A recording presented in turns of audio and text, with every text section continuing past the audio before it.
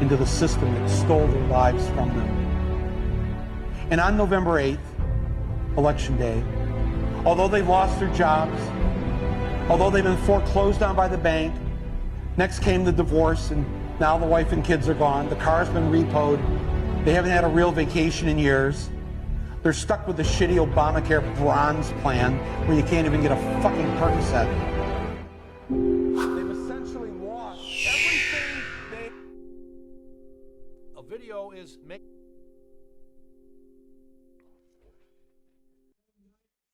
You know, every now and then, a video comes out telling the truth concerning Mr. Trump.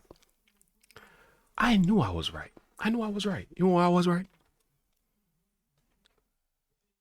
Say what you want to say about Trump. Take your political position as you wish. Please respect my perspective. Here. You see Mr. Trump? Regardless of what the media is saying, they know. They know what they don't want you to know. And the second thing is, I will say, whenever you see a man is being crucified, stomped, stampede, and they still cannot come up with really something of substance.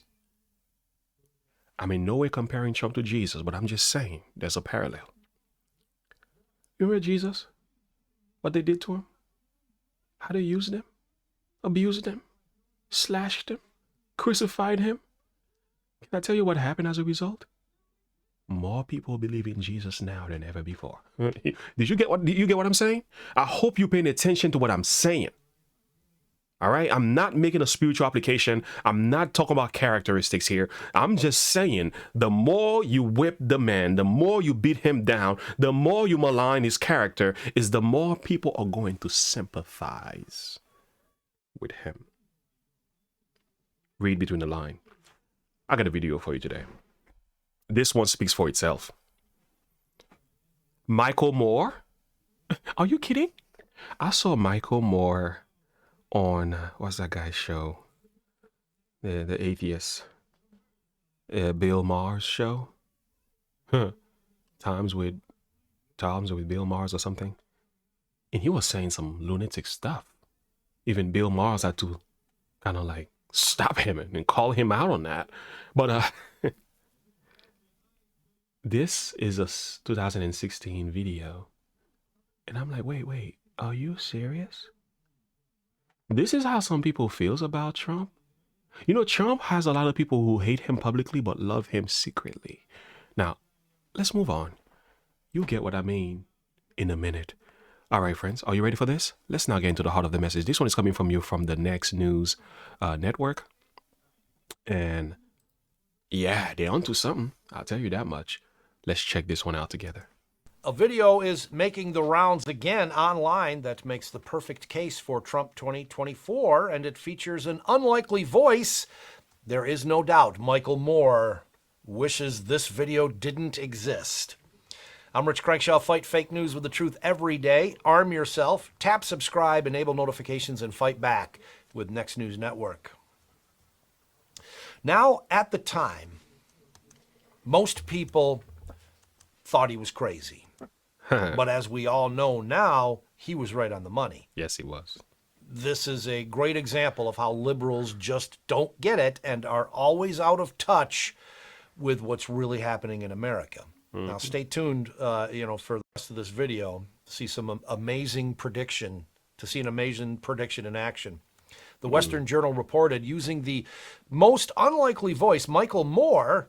The Trump-Pence ad demonstrated that MAGA Republicans are not just racist and rednecks, and that they're actually pretty decent people. Take a look. I know a lot of people in Michigan that are planning to vote for Trump, and they don't necessarily like him that much, and they don't necessarily agree with him. They're not racist and rednecks, they're actually pretty decent people. And so I wanted to sort of, after talking to a number of them, I wanted to write this. And Donald Trump came to the Detroit Economic Club and stood there in front of the Ford Motor executives and said, if you close these factories as you're planning to do in Detroit and build them in Mexico, I'm going to put a 35% tariff on those cars when you send them back, and nobody's going to buy them. It was an amazing thing to see. No politician, Republican or Democrat, had ever said anything like that to these executives. And it was music to the ears of people in Michigan and Ohio and Pennsylvania and Wisconsin, the Brexit states. You live here in Ohio, you know what I'm talking about. Whether Trump means it or not is kind of irrelevant, because he's saying the things to people who are hurting. And it's why every beaten down, nameless, forgotten working stiff who used to be part of what was called the middle class loves Trump. Yeah, He is the human Molotov cocktail that they've been waiting for. The human hand grenade that they can legally throw into the system that stole their lives from them.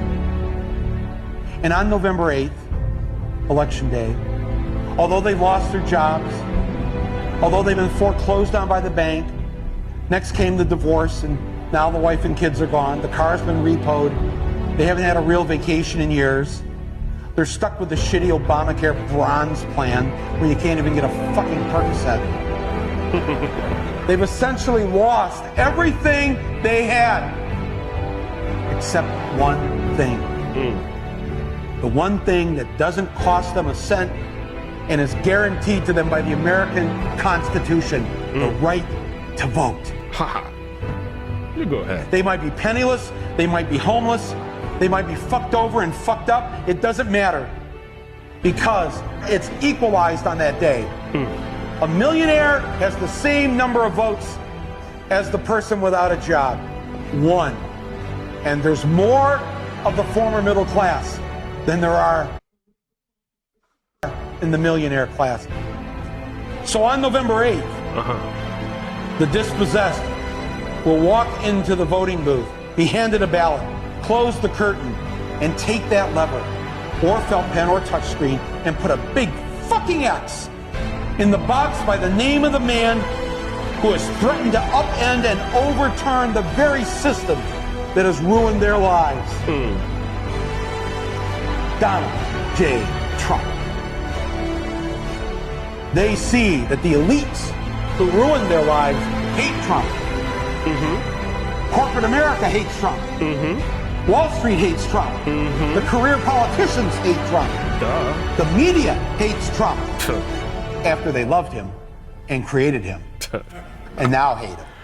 Thank you, media. Mercy. The enemy of my enemy is who I'm voting for on November 8th.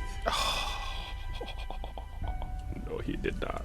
Yes, on November 8th, you, Joe Blow, Steve Blow, Bob Blow, Billy Bob Blow, all the blows get to go and blow up the whole goddamn system, because it's your right. Mercy. Trump's election is going to be the biggest fuck you ever recorded in human history. And it will feel good.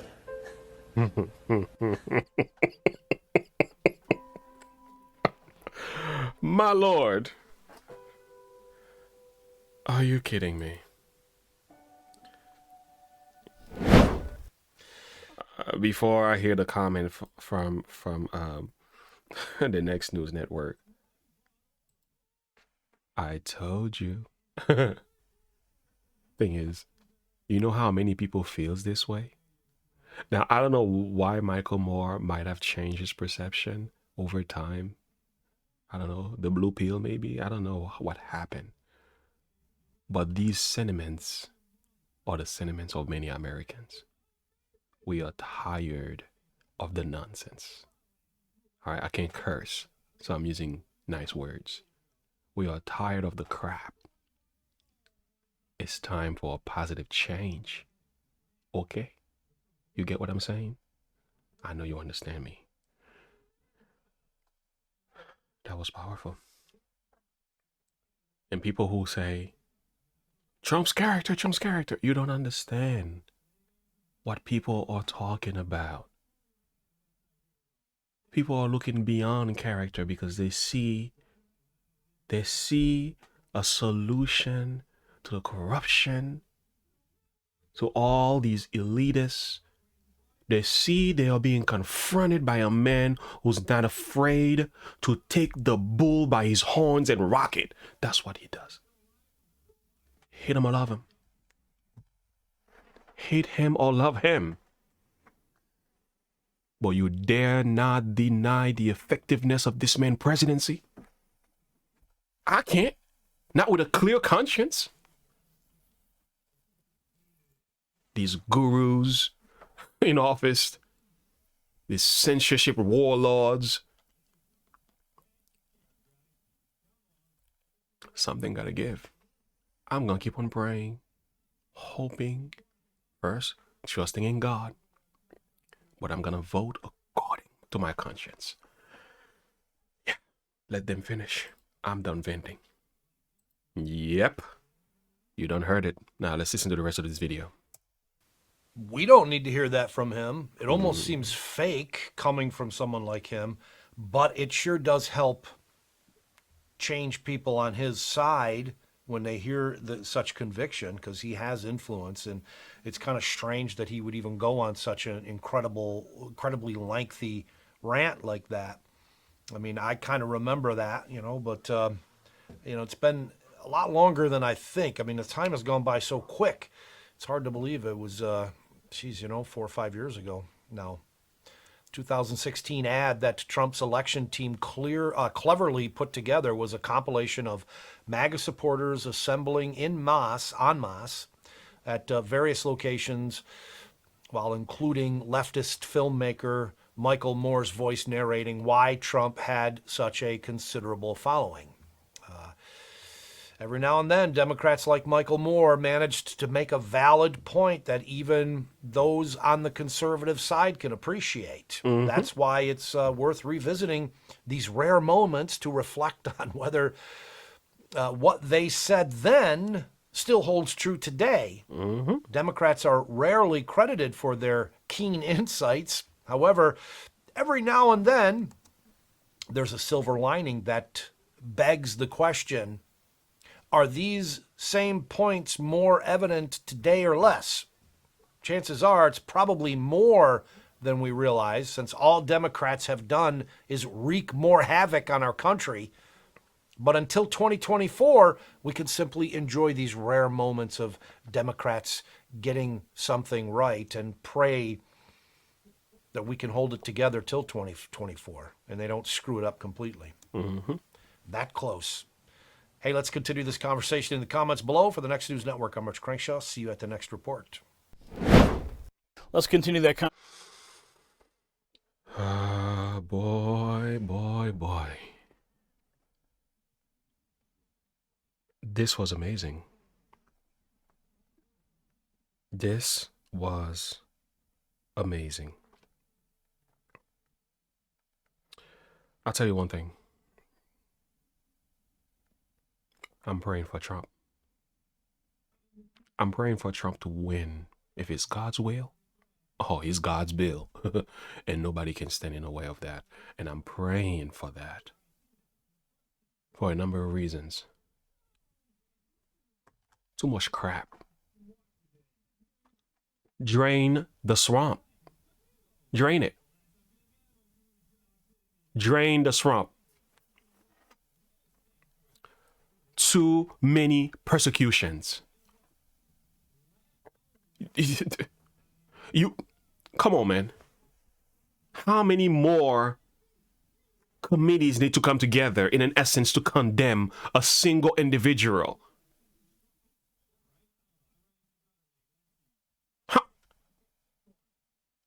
Aren't you tired of that? Third, there's something worth saving in America. I'm a realist. I study Bible prophecy. I know the end of the story. It's not good. There is an end to this country. I get it. But there is still something worth fighting for. And whoever is standing boldly and firmly on the foundation of our Constitution and godly principles, where we can save our children and our families by any means necessary as we wait for the second coming of Jesus, yeah, I'm backing you up. You know, friends, much more could be said.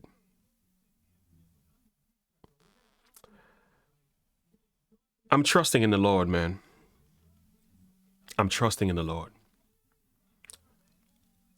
But at the same time, I have an open heart. I have an open heart. I have a lot of hope in my heart that this wickedness is not going to remain forever.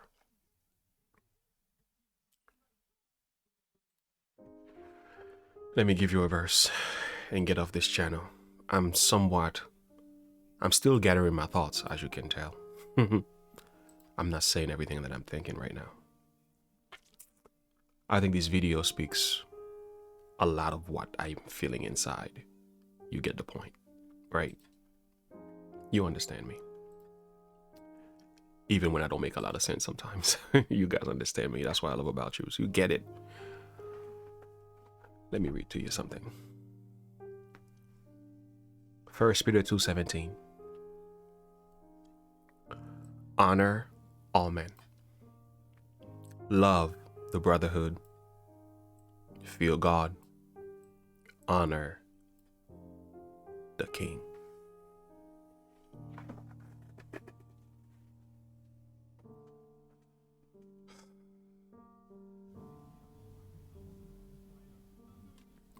There is so much to work with here. As a matter of fact, this whole entire chapter is amazing.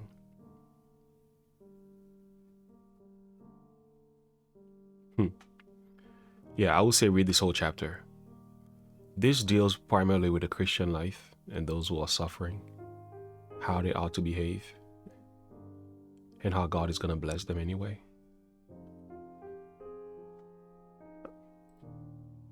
But let me say this. Give honor to whom honor is due. That's my point. Put your feelings aside. Let's put our feelings and emotions aside for a minute. Let's put our political position aside for a minute. Give honor to whom honor is due. Give credit to the person to whom credit is due. And if you cannot give Trump his flower now, when are you going to give it to him? The man has done his work much better than many who are professing to have the supposed solution, who are part of the corruption. Here comes a man. You call him the opposition, the issues, this, and titles, and so on.